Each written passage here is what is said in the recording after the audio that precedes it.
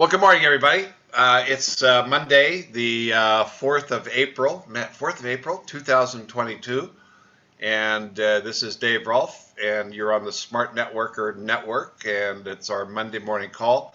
And right now, I'm talking to you from Death Valley, California, and on a little bit of a road trip, and it's been an absolutely great time. So today, I thought that we'd kind of have an open forum, and we're discussing, and if we review last week what we discussed, we were talking about your plan and your strategy, and of course the whole key. Let's put this in the right perspective. The whole key to building this business is having an understanding of what it is, how it works, what has to be done to make it work.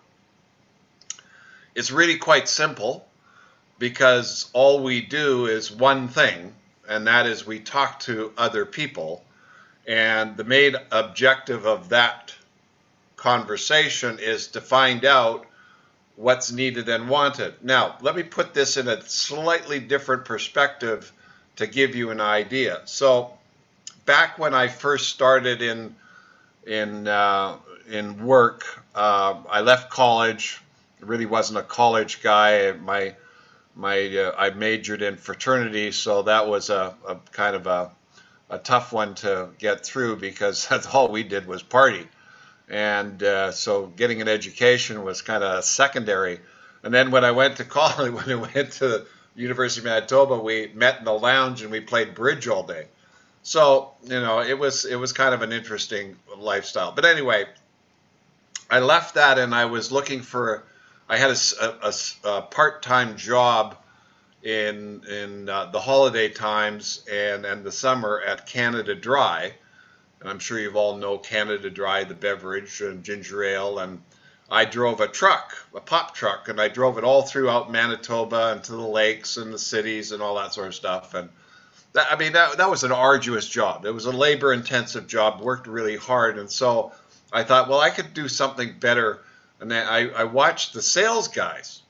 Now, they drove around these nice little white Hornet cars, and they had a nice white shirt on that said Canada Dry on it. They carried a little notepad with them, and they walked in the store, and I observed what they did. Well, I'm schlepping the drinks and the cases down basements and into dark. I mean, it was like, there's something about these guys. They're just walking in with just a shirt on that.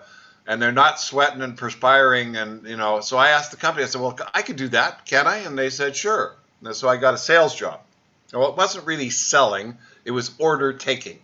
You'd walk into the store, and the store owner would tell you, okay, I need this, this, this, and this. And that was that. So that kind of opened my eyes up, and then I saw this ad with a company called Mutual of Omaha. And Mutual of Omaha was insurance. And in Canada, I was born and raised in Winnipeg.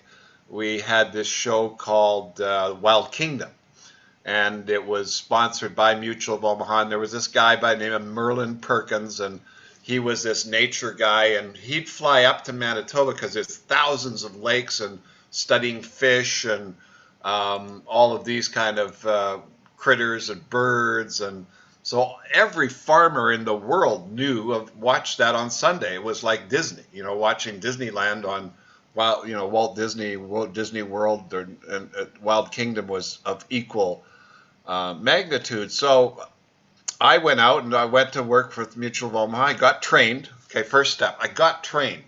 So they sent me to school. And at school, what I learned was the whole deal. What the insurance products were, how they worked, how you talked about it, all that kind of good stuff.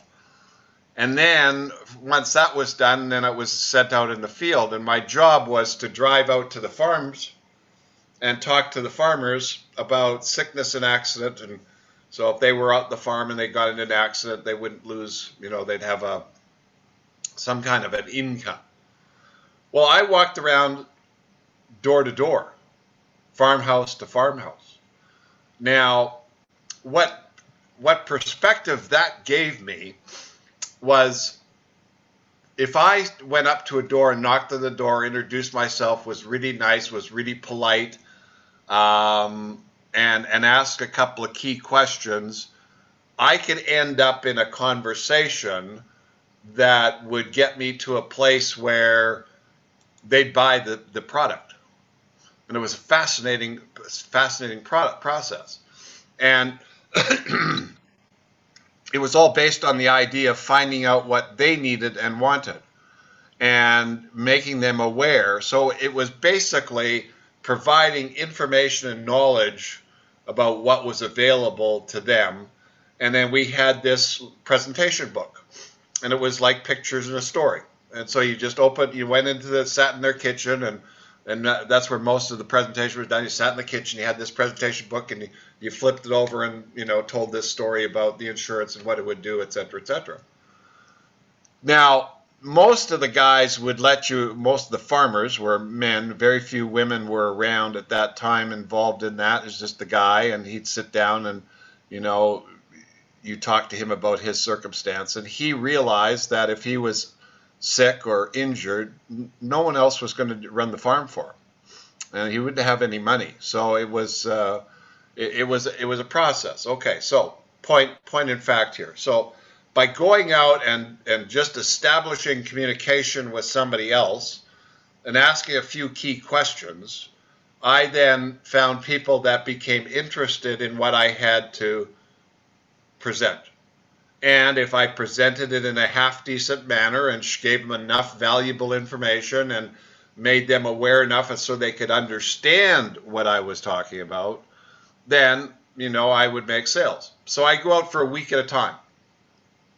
And then over the course of the week, I might sell one or two a day. And, these weren't big things, but maybe do 1,000, 1,200 in gross, and that would be my income for the week, et cetera, et cetera. Okay, so why am I talking about this? Well, I was doing some research on, and again, if I relate what I did there to what I did when I started with Niken back in 1990, it was the same idea of, okay, so what is this? What am I dealing with here? Well, I'm dealing with this company called Niken. It's a network marketing company. It has a plan, and the plan pays you in a number of different ways. And a couple of guys that preceded me, and a few years prior to that, I had a lot of exposure and tried this system before, kind of saw the idea of what would happen if you did it right. And what would happen if you did it right, you could make a small fortune. I saw people going across the stage at events making $50,000 a month, $100,000 a month, $200,000 a month. I'm thinking, oh my goodness, this is unbelievable. And it was definitely something that I was interested in, because at that time when I started, I was in a little bit of a pickle. Now, this then became a kind of the second realization about what to do and who to ask and where to go. Was I was in a pickle because I was hooked up with a manufacturer that went broke and all of a sudden couldn't deliver the product that I needed, so I had to shut down my business, and I'm stuck between a rock and a hard place.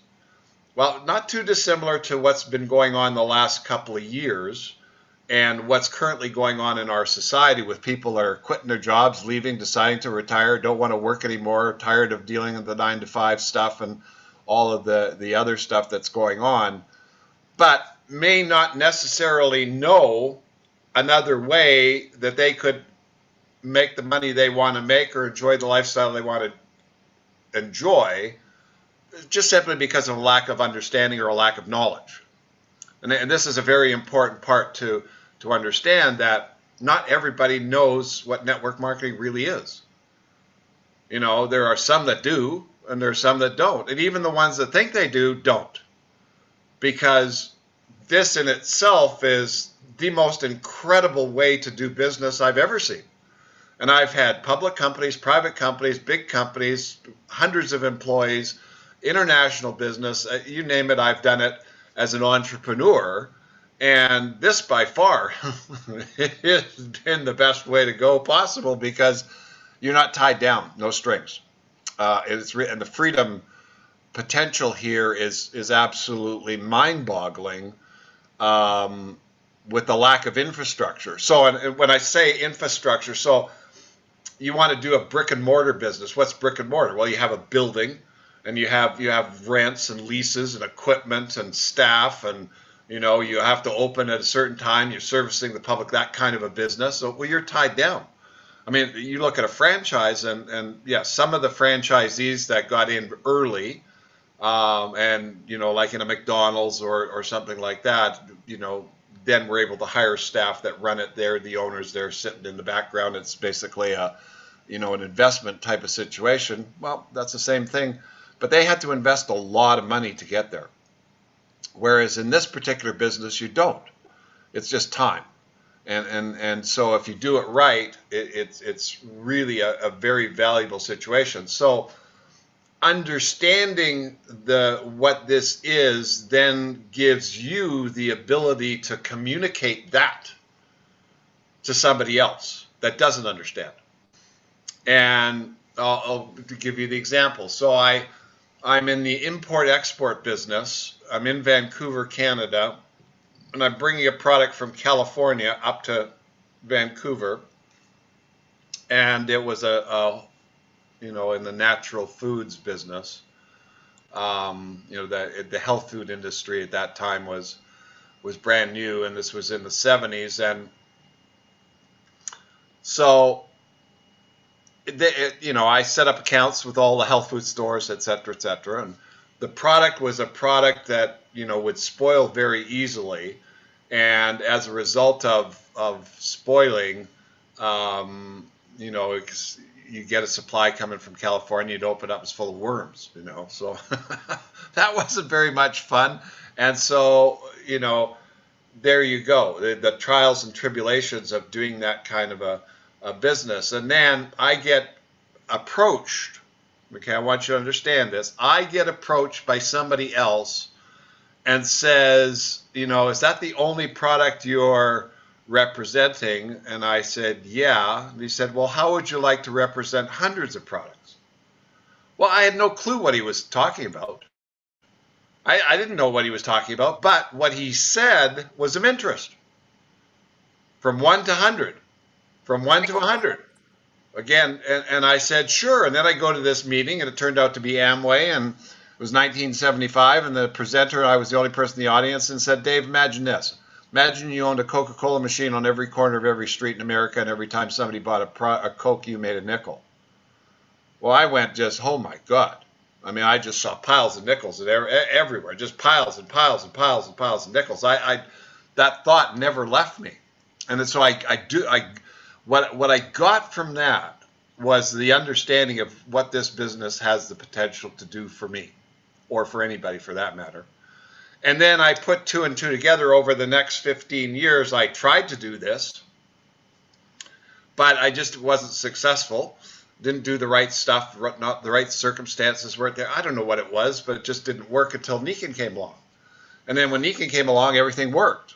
I had an understanding. I knew what it was.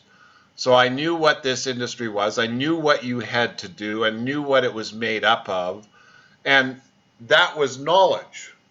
So that knowledge allowed me as an individual to think, to plan, to strategize, to imagine, to create. And okay, so let's put that in another analogy and say you're an architect. Well, what does an architect have the ability to do? Create structures, imagine buildings. Look at Lloyd Wright, what his imagination created in structures. Some of his properties are the most well-known properties in the world. Designs of large buildings and all that sort of stuff, and all the goings out. So if you wanted to build this fancy building, then you'd search out and find the most knowledgeable architect that could give you what you wanted. If you're trying to build a house and you're wondering, well, what should I do? You go to an architect and they'll design the house based on what you say, and they create a picture of what this potential house is going to look like. And then besides the picture, then they have very extensive drawings on building it from the foundation up, piece by piece by piece by piece by piece by piece. And so I went to school with an architect. and he became I think he became a very well-known architect in Canada. His last name was Gage. And but anyway, that whole idea resonated with me in the sense of thinking. So then I looked at and I said, okay, Nika comes along, and I haven't. I first of all told the guy to take a flying leap. I wasn't interested, and then my circumstances hadn't changed, and money was very important, and so I needed to do something. So I at least knew that I could, what had to be done, and I was willing to do those things. So I went to him and I said, listen, I've tried this before. I've never been successful. I need help. He said, okay. And he gave me help. And then he turned me on to the big guy, and the big guy then taught me what to do. And so I listened to everything he said. I mean, I just listened. I wrote down notes, and I followed exactly what he said to do, and I went out and did that. Now, what did I do, which was the key issue, was the first thing is I decided that I was going to do this as a profession. Now, what does that mean? Well, have you ever gone into a lawyer's office? Have you ever gone into an accountant's office? Have you ever gone into a dentist's office? Have you ever gone into a doctor's office? So does a doctor's office look like a doctor's office? Does the doctor look like a doctor? Does the doctor talk like a doctor? Does the dentist talk like a dentist? Does the dentist's office look like a dentist? Does the lawyer's office look like a lawyer? So it's the image of who you are. So, for example, if you look at TV commercials and they talk about bug defense and you're trying to get rid of cockroaches, then Orkin comes up. And you get this professional image of this Orkin guy with the uniform on and the hat and the truck. And, if it's insurance, it's Allstate, it's State Farm, whatever it is.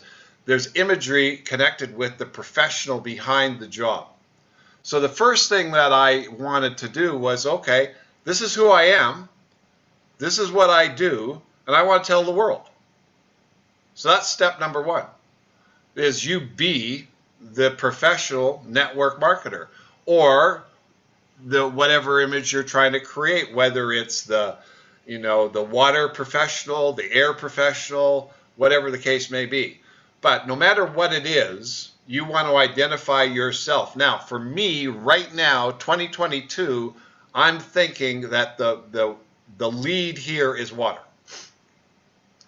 And I'm thinking of it for a number of reasons. One, by 2030, they're thinking that all drinkable water will no longer be, there won't be any available in a pure sense. There'll always be water, but it'll be chemicalized, it'll be polluted, it will be, there'll be something wrong with it, and it'll have to be fixed and altered and changed.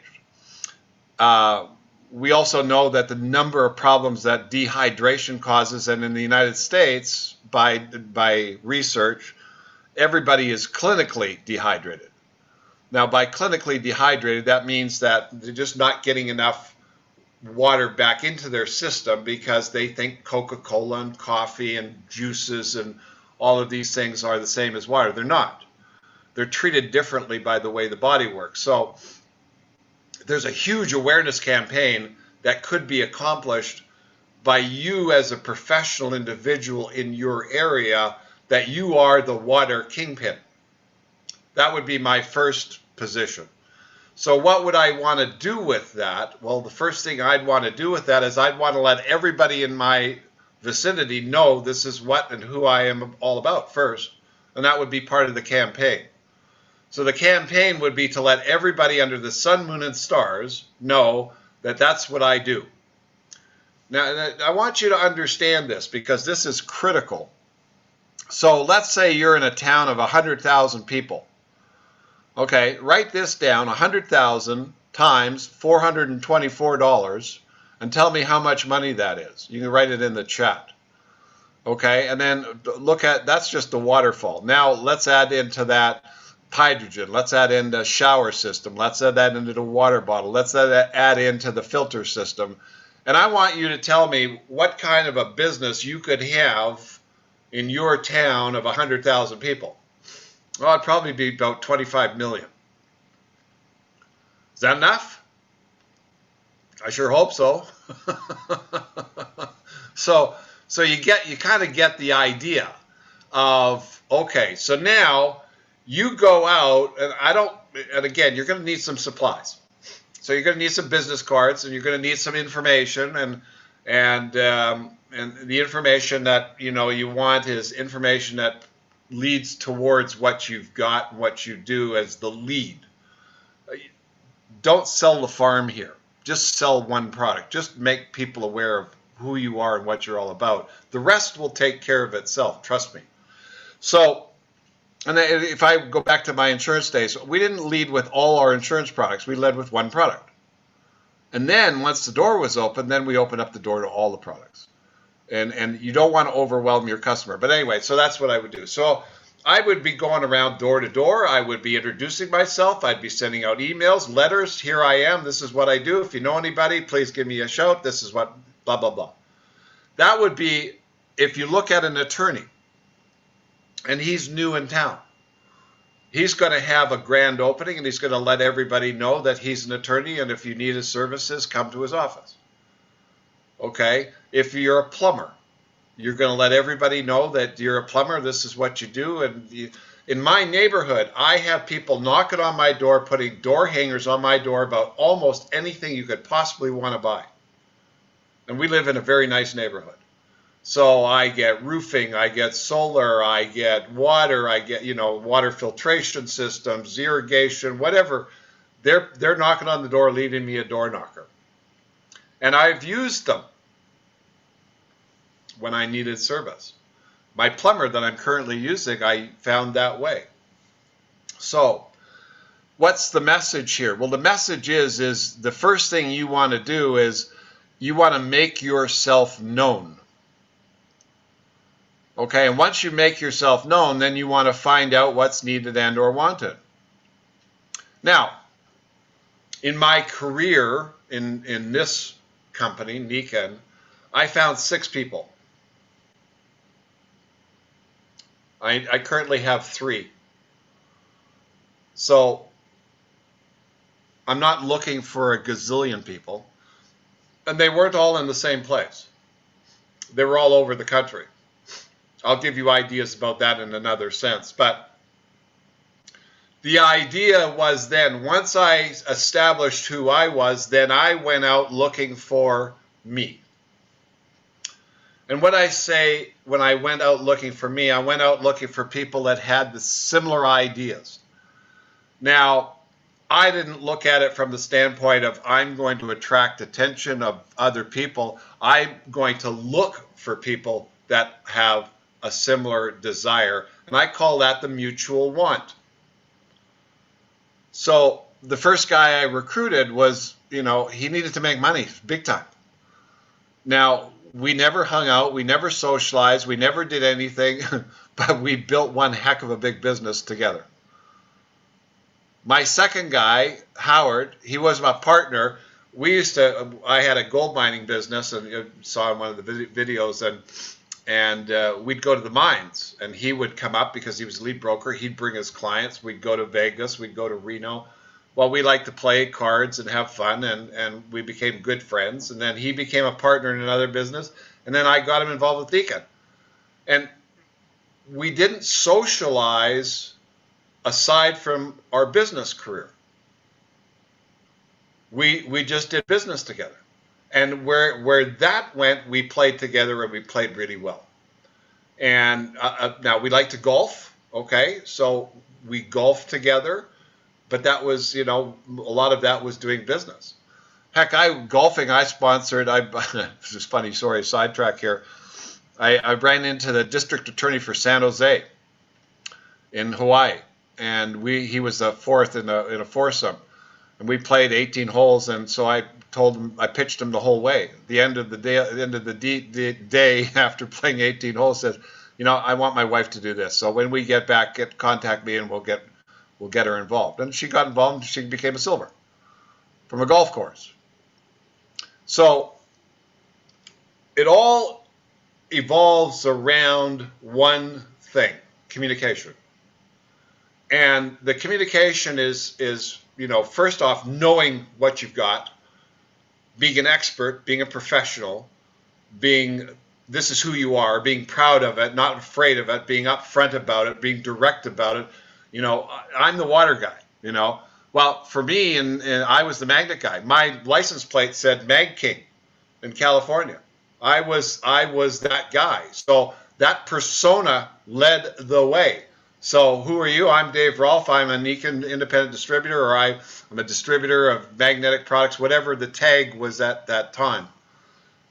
I remember with Bone Health, I had a condo in Naples, Florida, and I'd go down there in the wintertime, and I was up in Massachusetts, I'd go down there and I'd spend time there, and I'd be on the beach, and people it was a walking beach, right?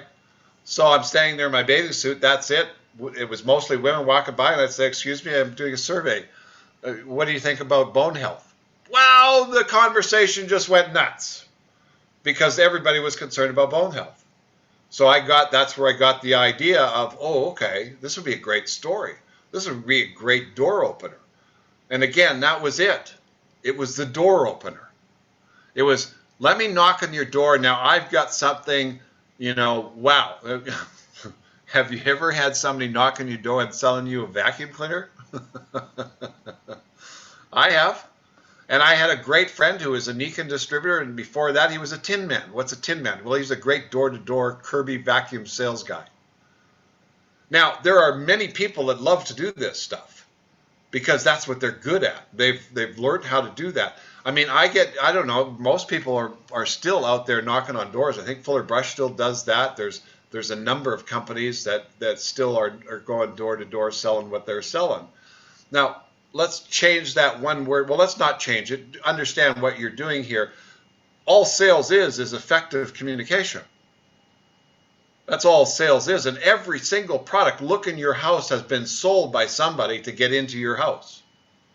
Every single product is sold first before it hits a store or a shelf or an internet or whatever the case may be. So it's a worthy profession. And it's, in our industry, we're 60 million strong worldwide. So there's a lot of people that know and understand what we do. So that's probably the biggest hurdle to get over, is that's who you are, that's what you do, and love it.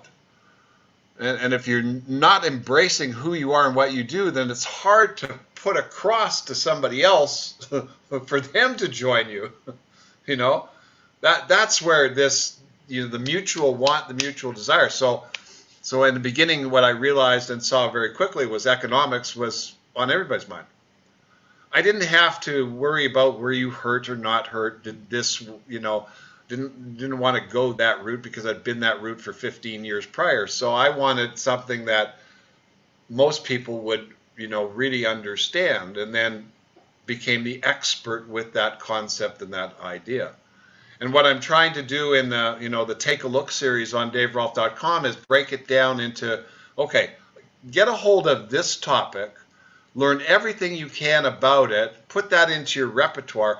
And if you do this enough times, then you've got the whole big picture. But it all comes down to a very simple process of, here's what I got. What's your situation? Does this shoe fit? And you try and put it on. It's a Cinderella story. So in the sense of taking especially water today, this is a huge problem. It's a huge issue. Look at the stores. Go into the stores. Look at all the products they sell. It's $319 billion a year is that. And then, I started to look at this. Well, there's 129 million households in America. And I started to calculate out the potential business here. Now, we're talking 60 to $100 billion industry that just on water. Just on water. Now, you entered that into a conversation. Well, how would you like to hop into a $100 billion industry? You're going to turn heads, but you got to have the follow-up conversation to turn those heads. So, you can equate the value of what your product is to the medium of exchange, which is those green pieces of paper, right? And that became the answer. Well, the next part of the scenario was, how many people had ever been involved with a network marketing company and done something half decent with it? And the answer is very few. So they didn't have the picture or the structure concept down. Give me an example. If I said to you, okay, get a picture of a cat in your mind. Get a tiger. Get an elephant. Get a picture of the Eiffel Tower. Get a picture of the Washington Monument. Get a picture of Badwater, Death Valley. And that last one's probably going to be tough for most people who've never been there. What the hell is that? Because we associate everything with a mental image of whatever we're talking about. So if I said to you house, you're going to have all kinds of mental image pictures of houses. And you know, it could be where you grew up, it could be your neighborhood, and depending on your culture, they're all going to be different. Okay? So if I said, okay, I want you to go to your oven, all of a sudden you got a mental image picture of an oven. And everybody's got different ovens, so, or your refrigerator, or your toilet, or your shower, or your car, or your dressing room, whatever. Everything is an image. So if you're communicating to somebody else about images they don't have, what do you think is going to happen? They're not going to get you. They're not going to understand you. So it's a combination. So early on, I took the data that I learned from the insurance industry and applied that to the network marketing industry. Well, how did the insurance industry work? Well, it was an illustration. It was a story followed by an illustration and an example. So the person saw with their eyes as well as heard with their ears what I was presenting. And so this became very famous in the 70s. It was called, or in the 80s, it was called the napkin presentation. I think there was books written on this, where you would sit down with somebody in a restaurant and draw out, you know, what the structure looked like and how it worked, so people could see it. Now, here was the fascinating thing. When the guy told me, he said, Dave, imagine owning a Coca-Cola machine on every corner of every street, and every time somebody bought a Coke, you made a nickel. That image was a network marketing image, because what I saw was a structure of 52 states and provinces and these little piles. I didn't have it all lined up the way they were, but I got the image. And that hit that just like, oh my God. Now, here's what's really, really important. Beauty is in the eye of the beholder. So you've got to be thinking about, what did they see? What did they understand? What's in their mind? What's their problem? What are they thinking about? What's the challenge? What's the issue? Not you. Not you. And the mistake most networkers make is they try and sell their product based on their experience. Doesn't work. And here's why it doesn't work, is because the person you're talking to may not have what you have. And if you luck out every once in a while and find somebody that does, then it works. And they say, this is how you do it. No. It's got nothing to do with that.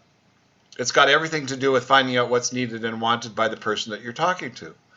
Once you find out what's needed and wanted, then the next step is to present that to them. So here was a little trick that I learned early on was, okay, so if I wanted to go out and play, then instead of saying, going up to somebody, I want to go, I would ask them first, do you want to go out and play? And then when somebody said yes, I said, well, so do I. Let's go play. Bang, it's a piece of cake. So the reality came about by agreement.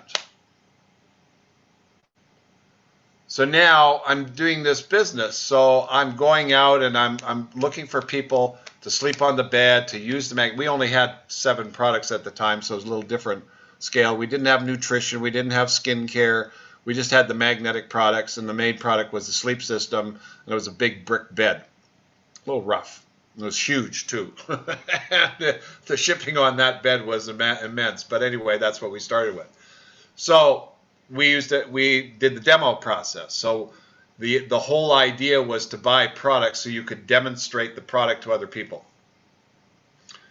It's a little challenging today because of the COVID situation and cleaning and so on and so forth. So again, this is another reason to deal with the water process. It's a much cleaner system, and it's people really can get into it. But the quicker avenue from my perspective is the business process.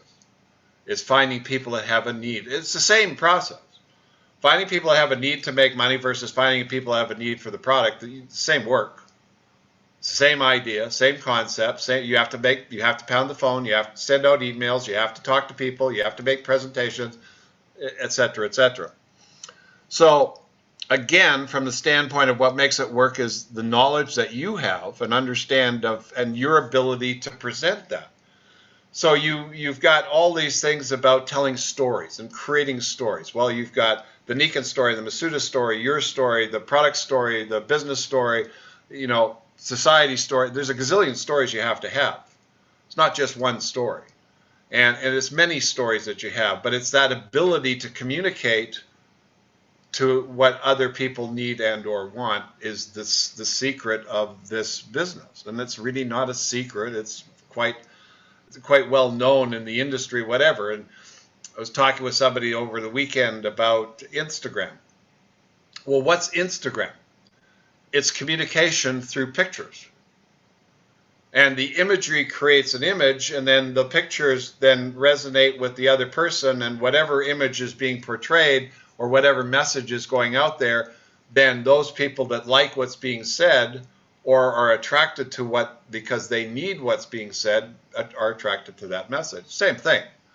I still believe that in the process of what we're doing, person to person is still going to be one of the best ways to go because each person has a sphere of influence. And if you look at the structure of network marketing, that's how it works. So on the kickoff call, I said, imagine having 500 distributors in your business. And each one has 20 customers. And each customer is doing 200 points a month.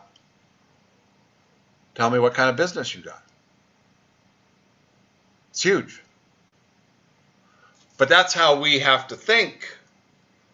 And that's the reality of it. And then again, what was the next piece of the puzzle was understanding the reality of what you wanted, not the dream. The reality. So in I think it was show me the money and take a look, or plan and strategy, or building your team, or any one of the videos on daverolf.com. There's many reality pictures of structure of if you want to make 7,000, this is the structure you got to have, or similar. It doesn't have to be exact, but similar. And so rather than not know, you want to know. So that was the other point that was very important. Was and this a lot of people come in and they're okay. So this is my goal.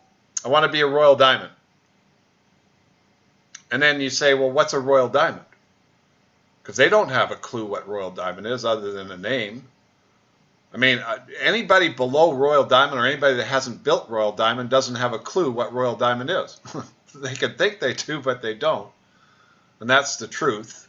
So the fact of the matter is that you want to understand what that is made up of. So it's the same thing as you want a house. And you're building a 3-story, 4-bedroom, 2-bathroom house, 5,000 square feet. So now that's a pretty big, but what is that specifically?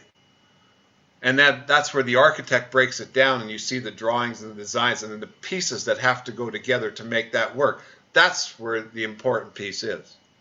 So it's the knowledge and understanding of what you are, being the distributor, that's who you are, and then going out and finding out from others what they want, and you become the leader of your community in that field. Then you build that up over time, and if you're there for 10, 15, 20 years, you're going to establish yourself a really nice long-term residual business. And that's what we have available, and that's what we can put out today. And I think that's what society is saying in large, that they don't want to do what they've done before, but at the same time, they'd like to do something, but they're not quite sure what that is.